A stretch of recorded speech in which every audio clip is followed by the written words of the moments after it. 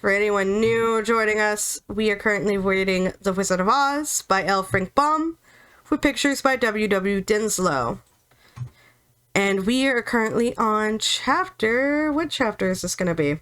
This is chapter 8. What's the title of it? Because it doesn't say at the top of this one. Chapter 8 is The Deadly Poppy Field. That is chapter 8. So that is where we begin with this. If you're new, let me just remind you, go ahead, grab your tea, your water, your coffee, whatever it is you want to drink, so that you can stay hydrated. I have a Gatorade lime cucumber, and still waiting on a delivery truck. So anyone joining the live stream, welcome in. I tend to just record these solo, but I also need to stay awake to make sure this delivery gets here. So that is why the live stream is up today, as we read. Our little party of travelers awakened the next morning, refreshed and full of hope. And Dorothy breakfast. I keep getting so many spam calls, and it is driving me nuts. It really is. Our little party travelers awakened the next morning, refreshed and full of hope. And Dorothy breakfast like a princess off peaches and plums from the trees beside the river. I understand. It's 6 over here, and I tend to go to sleep at 8. Hopefully my voice is soothing as I read, and I'll try not to use my country hick accent or scream too much. Behind them was the dark forest they had passed safely through, although they had suffered many discouragements. But before them was a lovely, sunny country that seemed to beckon them on to the Emerald City. To be sure, the broad river now cut them off from this beautiful land. I don't blame you. Feel free to just doze off, go to sleep. I will try not to scream. To be sure, the broad river now cut them off from this beautiful land. But the raft was nearly done, and after the Tin Woodman had cut a few more logs and fastened them together with wooden pins, they were ready to start. Dorothy sat down in the middle of the raft and held Toto in her arms. When the cowardly lion stepped onto the raft, it tipped badly. Awesome.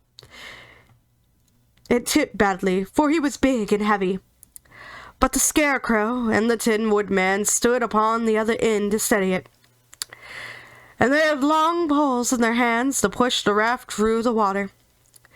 They got along quite well at first, but when they reached the middle of the river, the swift current kept the raft downstream, farther and farther away from the yellow brick, and the water grew so deep that the long poles would not touch the bottom.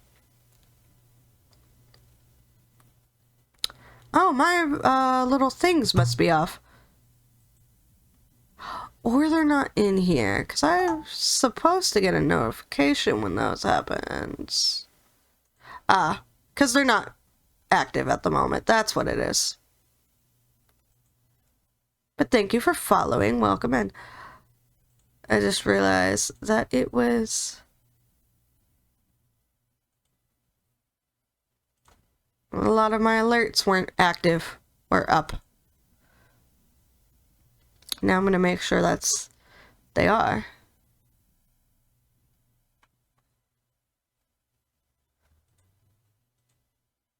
There we go. So that's up now. So I'll hear the emotes when they go off now, because the alerts were not in that scene or window. This is bad, said the Tin Woodman, for if we cannot get to the land, we shall be carried into the country of the wicked Witch of the West, and she will enchant us and make us her slaves. Looking for delivery vehicles, there are still none. And then I should get no brains, said the Scarecrow. And I should get no courage, said the Cowardly Lion. And I should get no heart, said the Tin Woodman. And I should never get back to Kansas, said Dorothy.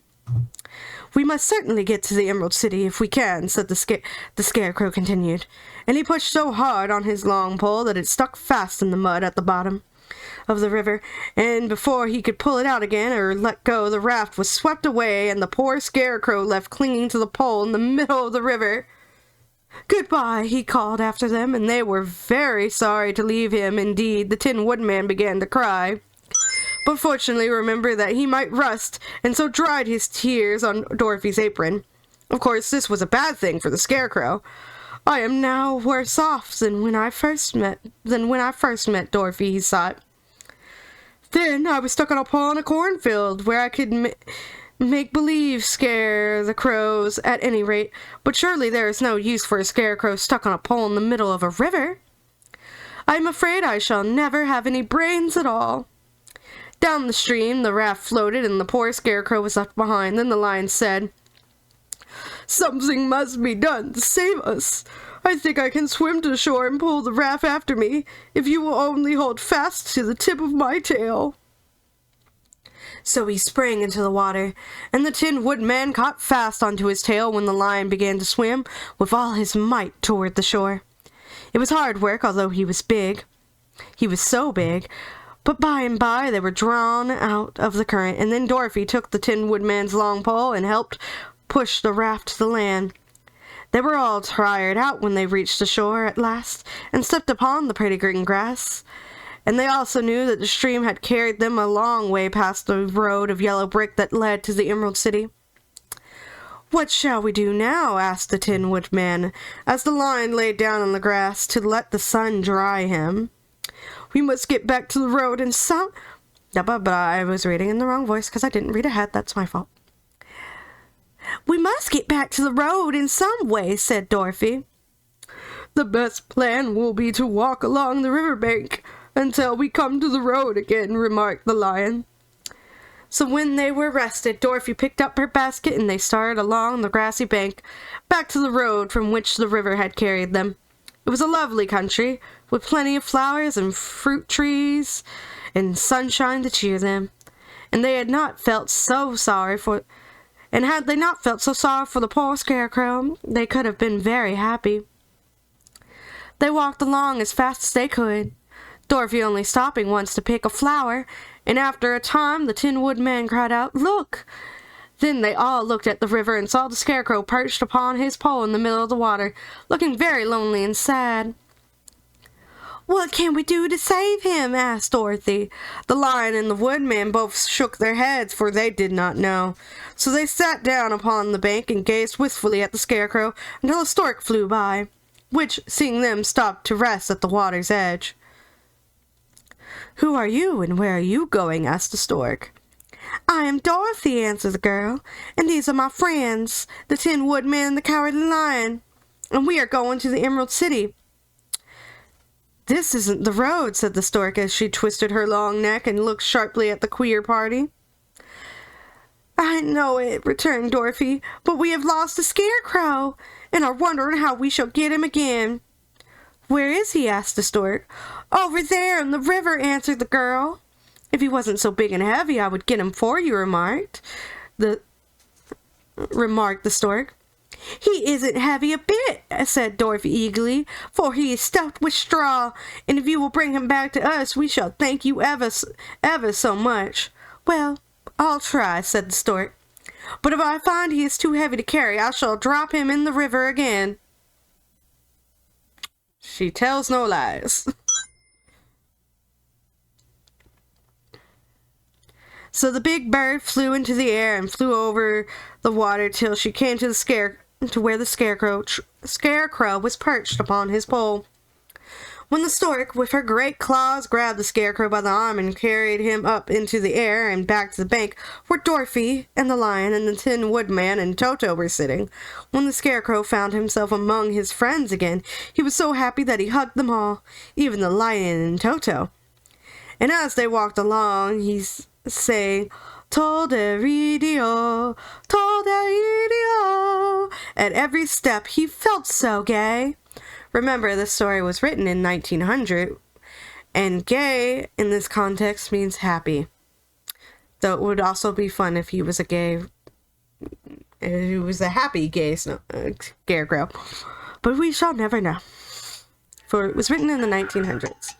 Some more spam calls, and not my husband. I was afraid I should have to stay in the river forever, he said, but the kind stork saved me, and if I ever get any brains, I shall find the stork again and do it some kindness in return. That's all right, said the stork, who was flying along beside them. I always like to help anyone in trouble, but I must go now, for my babies are waiting in the nest for me. I hope you will find the Emerald City, and that Oz will help you. Thank you, replied Dorothy, and then the kind stork flew into the air and was soon out of sight. They walked along, listening to the singing of the bright-colored birds, and looking at the lovely flowers, which now became so thick that the ground was carpeted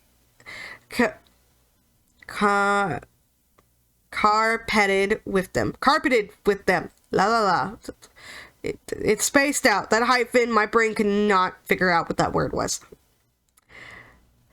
There were big yellow and white and blue and purple blossoms, besides great clusters of scarlet poppies, which were so brilliant in color they almost dazzled Dorothy's eyes. Aren't they beautiful? The girl asked, as she breathed in the spicy scent of the flowers.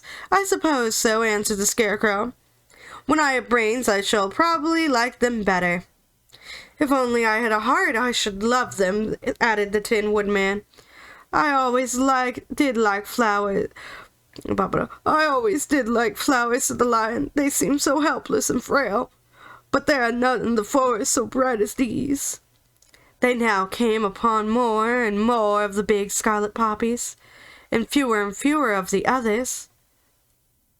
Here is an image of the stork carrying the Scarecrow across. I think that looks awesome. Just carrying the Scarecrow. You get to see the river here, some trees. I really like these.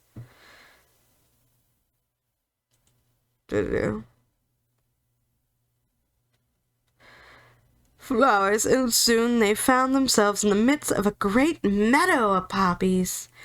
Now it is well known that when there are many of these flowers together, and their odor is so powerful that anyone who breathes it falls asleep.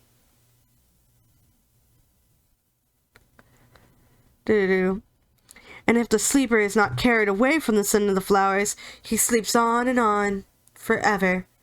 But Dorothy did not know this, nor could she get away from the bright red flowers that were everywhere about. So pleasantly her eyes grew heavy, and she felt she must sit down to rest and to sleep. But the Tin Woodman would not let her do this. We must hurry and get back to the road of yellow brick before dark, he said, and the Scarecrow agreed with him. So they kept walking until Dorothy could stand no longer. Her eyes closed in spite of herself, and she forgot where she was and fell among the poppies, fast asleep.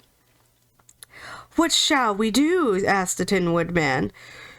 If we leave her here, she will die, said the Lion. The smell of the flowers is killing us all. I myself can scarcely keep my eyes open, and the dog is asleep already. It was true. Toto had fallen down beside his little mistress, but the Scarecrow and the Tin Woodman, not being made of flesh, were not troubled by the scent of the flowers. Run fast, said the Scarecrow to the Lion, and get out of this deadly flower bed as soon as you can. We will bring the little girl with us, and if you should fall asleep, you are too